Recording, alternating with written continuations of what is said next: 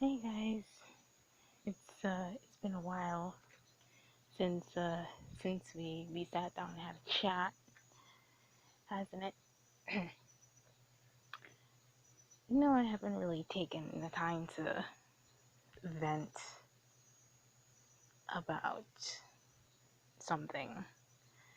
Um, I just want to say the circumstance is over, and there's nothing you can say to influence the situation. And two, I don't like confrontation. So all of my opinions are gonna stay between you and me. Okay? Okay. This has nothing to do with anything on the internet. This has to do with like my family life and stuff, right? So my mom has a large family on her side. She's got five sisters and two brothers. One of her sisters, some years ago, decided to go no contact with the rest of the family for a reason she said later on. I'll tell you what that particular reason was that she went no contact. As far as I'm aware, my mom's entire family is Christian, and as far as I'm aware, nothing happened between that aunt and the rest of the family to make her go like, I feel upset enough to go no contact. And the entire family, by the way, including my mom, who did absolutely nothing to her. The entire family did nothing to her, and she just straight up went no contact. For a few years, had her entire family worrying about her. And then after a while, I guess this aunt reached out to my mom, and then they started talking. My mother she's a little hard of hearing now, and she's got a phone, and she has WhatsApp and stuff like that. So she's been talking pretty loudly on the phone during the day. Actually, she still kind of does that. And while I'm just there on the computer, uh, all of the sound is coming to me. It's starting to get annoying, but back then I would listen in on clippings of the um the conversation. And this woman said that the reason she went no contact was because, and I kid you not, she said God told her so. What? Okay, I feel like I also gotta clarify something. My entire family is also Christian, so am I, and I feel like, you know, if your entire family is Christian and they haven't done you anything wrong, God will not come up to you one day and say, go no contact with them. Don't call them, don't text them, don't let them visit you. Freaking, I don't know. Anyway, this aunt is now coming to the church that my family attends. And of course, that means that we have to pick her up every Sunday and every Wednesday because we have church services on Wednesdays. And one Sunday morning, I was sitting down there in my usual spot waiting for service to start because that's how we do when we get there early. You sit and you wait. I was by myself as usual, just staring around, I guess. And this woman, my aunt, comes up to me and she's like, you need to stop being so childish. Um, you see that book bag? Why are you bringing a book bag to church? You shouldn't be bringing a book bag to church. And it's that T I see. You can't. Um, you're a big girl. You can hold on until um after church. It's only 2 hours, and I'm like, I brought it because I was going to be hungry after church. And then she's like, you can still hold on until you get home. And I didn't say anything after that. I just listened to whatever nonsense she started spouting at me after that. Because again, I don't like confrontation. One, two, it actually tires me out to talk to people, including my own family. And three, I had a feeling she wouldn't take it um, in the way that I wanted her to take it.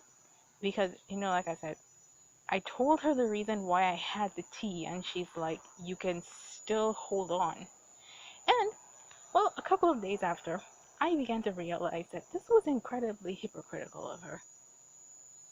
This woman, who has not been a part of my life personally for years, even before she went no contact, all of a sudden decides to pop back into my life and start telling me the things that the things that she thinks that I'm doing wrong. Okay, number one, my backpack. I don't let anyone touch it. It's not an inconvenience to anyone. If someone even tries to push it out of the way, I will get there first and pull it out of the way. Basically, if I could have this thing um, sewn to my back, to my muscles, I would have it sewn to my muscles so that I wouldn't inconvenience anyone and I could carry around whatever the heck I like, except for cold water because that actually bleeds through the material of the bag and ruins my books. I kind of learned that the hard way. But we're not here to talk about that. It's my backpack. I don't know why she's so offended by it. Two, the tea was leftovers from a breakfast I had that morning, and I didn't want to put the extra tea in in the fridge because I don't like wasting tea like that. I like cold things, but I don't particularly like cold tea. Usually when I get home, I would take it out of the fridge and it would uh, it's kind of hard to say. Basically, I had to it is very, very rare for me to bring the tea with me to church. I don't like feeling hungry. It's a type of hunger that I could feel like at the back of my throat. It's not just like my stomach grumbling. It feels like there's bubbles of gas that rise up into my esophagus and pop at the back of my throat, and it feels wrong. So whenever I get really hungry, I don't like it. So knowing that I usually get hungry after service, I decided to bring the tea with me so that I could take a couple sips like during service or whatever.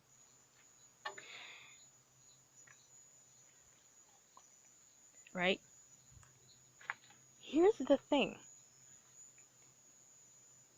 My mom has made it a kind of a semi-habit of making tea or coffee at our church's cafe, which they sometimes have open and sometimes they don't because the people who are responsible for opening it um, didn't come that day or night, and sometimes it's closed, right?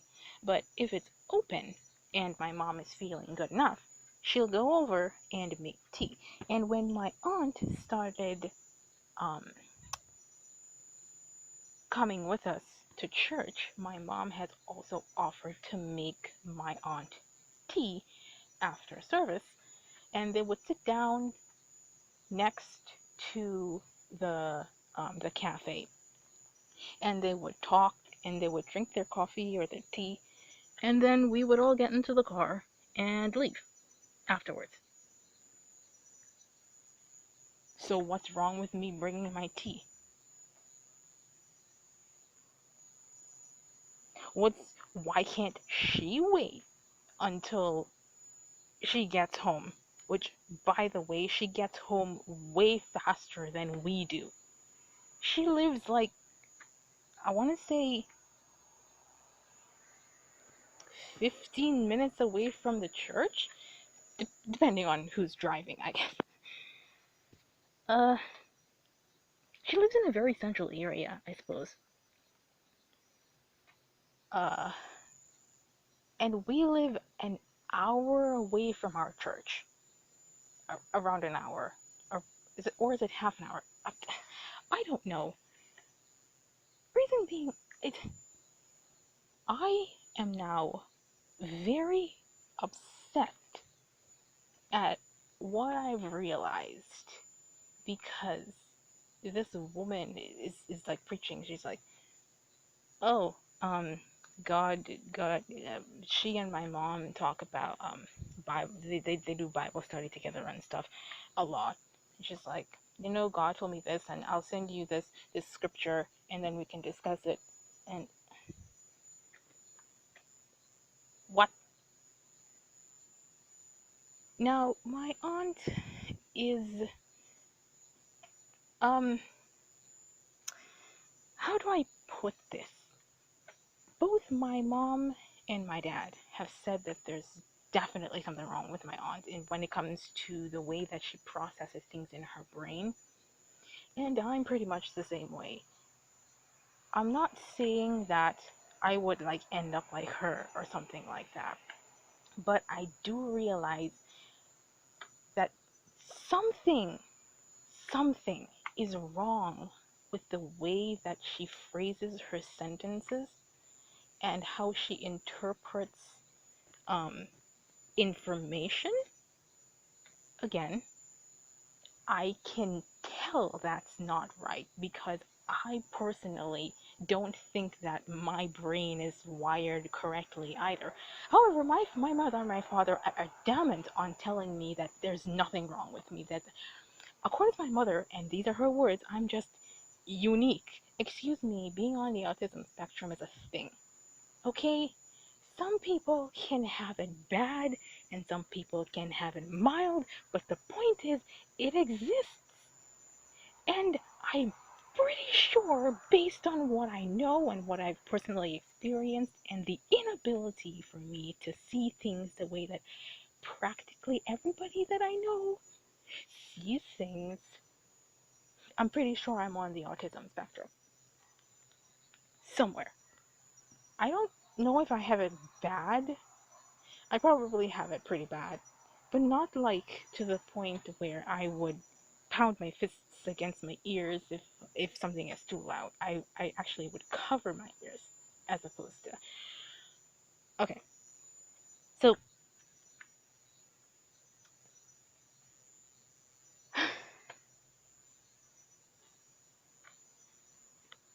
just I guess that's pretty much all I wanted to say. I just needed to vent to someone. I I'm fairly certain she's gonna be coming up to me and start talking to me again, and I'm very, very tempted to tell her to screw off in my own way. I'd probably say something like, I understand your concern, but nothing you say is going to change my mind about how I live my life. So if you could kindly stop talking to me about all of this nonsense about stop being childish and whatever. This is my life, and you have absolutely no say in it. None. And she's like, it feels like she's coming from a place where, oh, I know you because your mom talks to me about you, and I'm like, you don't know me. She didn't say it, by the way. It just feels like that is what she's using as a basis to talk to me, and I don't like it. I don't want it. I've already gotten enough lectures from my mom and my dad about my ears. I can't control what I find is loud. I've had this problem for years. Just some sounds are louder than others. And for a while in church, I would kind of stick my fingers in my ears because if I let it actually enter my ears, the loud noises would be grating against my ears, my eardrums, and it would actually cause a headache, a horrible, horrible headache. Thankfully, the headache doesn't last for the entire duration of the day. Once everything settles down, the headache actually goes away. But the point is, if I'm supposed to be, in a worship service, right? I should be, trying to pay attention to worshiping God or whatever, and not on the horrible splitting headache and the pounding eardrums.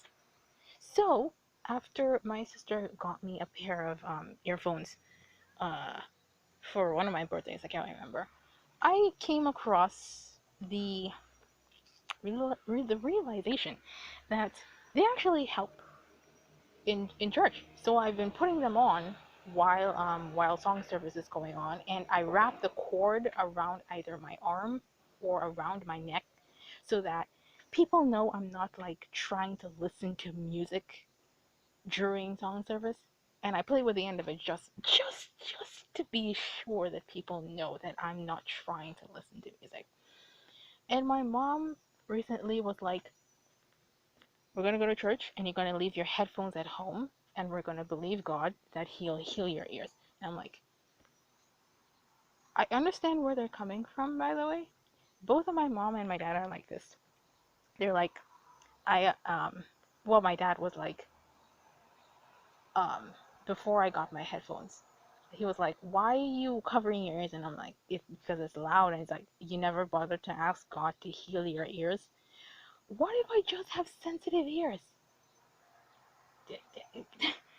Why can't they just accept that there's something wrong with me?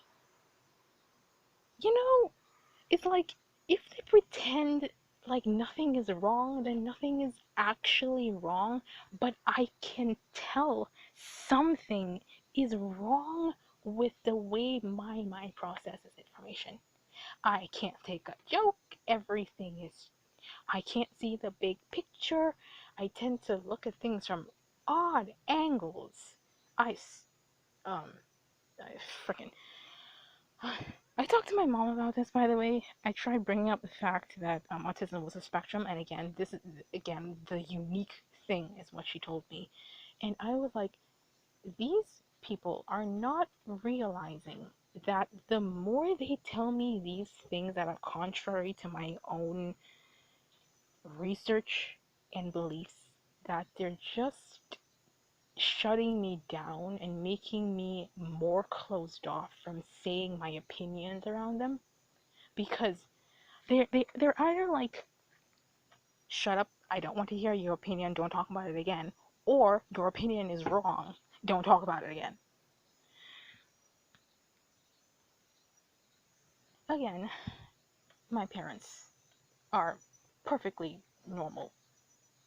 Okay, no, actually, scratch that. What I meant to say is, they're fantastic parents. But I don't know what's going wrong in their minds about this.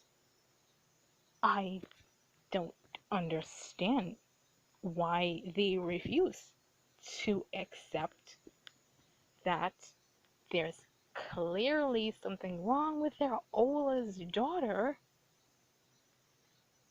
You know, I'm just. Some people might say, oh, just go to a doctor and see if you actually have autism by taking a test or whatever. I would need someone to carry me for that to happen. One. Two, I don't even know where to start to look for a doctor like that in our country.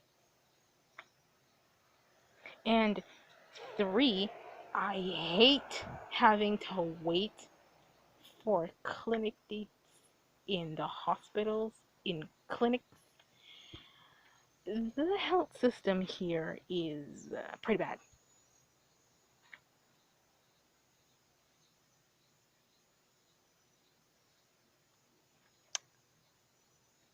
Uh, man,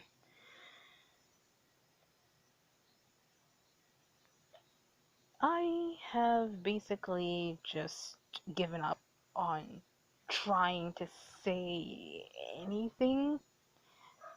You know, if they decide that there's nothing wrong with me and that I'm just unique, I'm just going to keep the quote unquote opinion that I'm somewhere on the autism spectrum to myself until I can actually get a licensed professional to take a look at me. And not just one, because I know that there are some quote unquote professionals out there who would say stupid things. And it's always good to have a report from several doctors, but then again, several doctors could be wrong.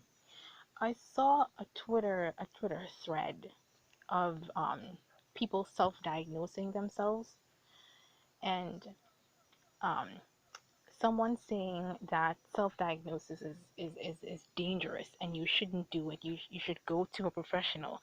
And there were tons of people in the replies and retweets saying that they went to professionals and the professionals told them that there's basically nothing wrong or there's something other wrong with them. And turns out that what they had researched for themselves was correct. And when they suggest to the doctors to do tests for this specific thing, they were like, fine. And then they realized, oh, it's not your body storing up months of periods and then letting it all out at once. No, it's actually cancer. There was this other one where this woman said that she complained to a doctor that she was tired all of the time, and the doctor said was like, you're just probably not getting enough sleep. And then her husband was like, do you know you stop breathing in your sleep? Yeah. So apparently that's a thing. Holy heck. I mean, I sleep with my covers over my head, and I'm fairly certain that that does not happen to me. But I mean, uh, I I don't know what it's pronounced. It sounds like sleep apnea, something like that, where you actually stop breathing while you're sleeping, and so it's freaking that that sounds terrifying, you know. Uh, so there's my vent. Um, I can handle it, guys. Don't worry about me. I can handle it. I just oh another thing. My mom has been pushing me to get a job. Like all of a sudden, just one day, she's like, I want you to get a job. Maybe if you move out of the house, um, I'll stop coddling you and enabling you and stuff like that. So I want to get a job first, and then I guess the next thing to do, they would do is try to put me out. Uh, yeah, the reason why I stayed in the house to begin with and didn't get a job was because my mom was getting up there in age, and she needed help around the house. Even now, there are things that she can't do because she will complain that she gets shortness of breath. Just simply walking up and down the front stairs is too much of a chore for her. Our washing machine is downstairs.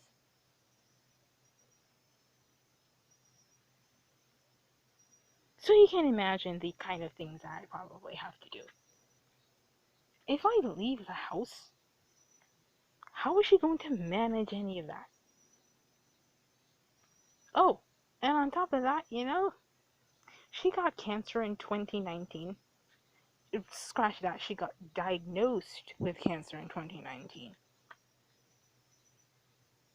And you want to know what kind of cancer she had? I'm not going to tell you. I was going to say something. But the point is, she had her chemotherapy, she had her radiation, she had her surgery. I want to say everything is fine, but it's really not. She still gets shortness of breath and pain and stuff. And she wants me to get a job and, I guess, move out? What? Well, I mean, she didn't say that she wanted me to move out, but it's certainly going to be the next step once I get a job, right? Eh, I'm not planning to get married or have a boyfriend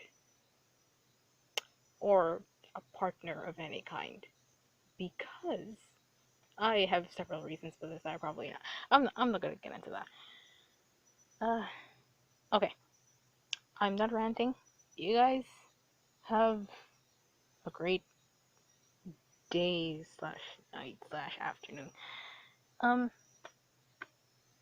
I don't know how you guys handle these sorts of situations, but you have to remember the way I was raised is not the way that you was raised.